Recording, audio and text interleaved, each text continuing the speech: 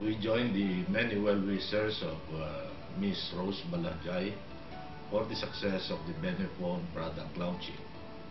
Benefone will invariably be a timely and effective answer to everyone's communications and navigation requirements.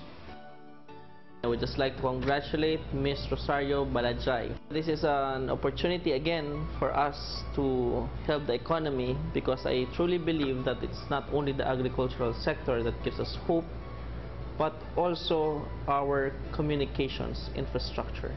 And this would indeed help a lot. Again, congratulations and more power.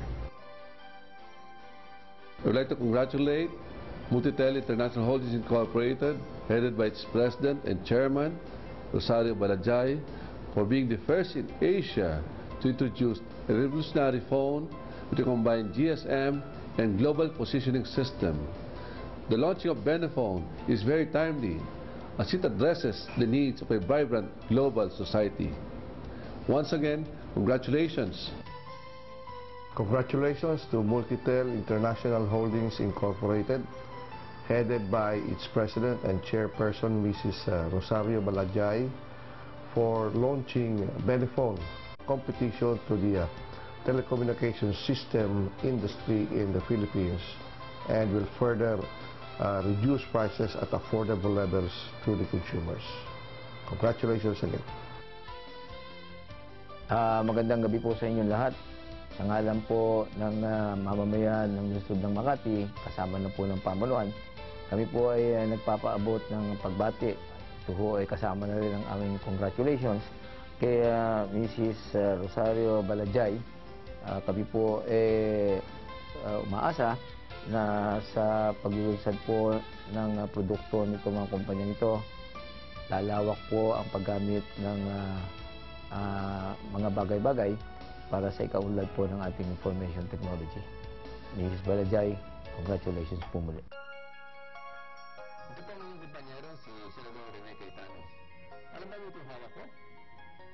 This is the new model from Benefone na masasabi natin state-of-the-art. Bakit? Ito po ang tinatawag nilang GSM plus GPS. In other words, this is the first of its kind in the Philippines, coming from Finland. Ito ay produkto ng pinakamalaking cellphone company sa Finland ng pangalan ay Benefone. At alam ba niyo kung sino ang nag-distribute ng cellphone franchisee dito sa Pilipinas? Walang iba kung hindi ang Multitel International Holdings, led by no less than the beautiful woman, but in business way, the most qualified and competent, si Ms. Rose Balajay. You will now find the best of Finland's cellphones dito po sa Pilipinas, courtesy of Multitel International Holdings. See you there. In these trying times when the Filipino people are challenged to keep up with the fast pace of globalization, amidst all the political discordance and a struggling economy, the success and birth of Multitel International Holdings Incorporated is not only a blessing, but a true indication of the Filipino tenacity and charity. I salute Ms. Rosario Balajay for her determination, innovation, and overwhelming compassion to uplift the lives of her countrymen, especially those of humble beginnings. I admire her and those whose lives she has touched for keeping their feet on the ground while their hearts and their spirit reach out to the stars.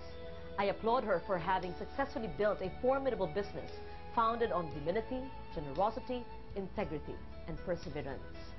Most of all, I congratulate Multitel International Holdings Incorporated and Cellmode International and Benefone Finland on their partnership to bring into the country one of Scandinavia's most admired mobile phone brands and services. The entrance of Cellmode and Benefone's cutting-edge technology in the Philippines truly brings the Filipino one step closer to keeping abreast with his first world brothers. Let this night mark a milestone, not only in our lives, but in our country's history as well. Again, my deepest and sincerest congratulations to Ms. Rosario Balajay and Multitel International Holdings Incorporated.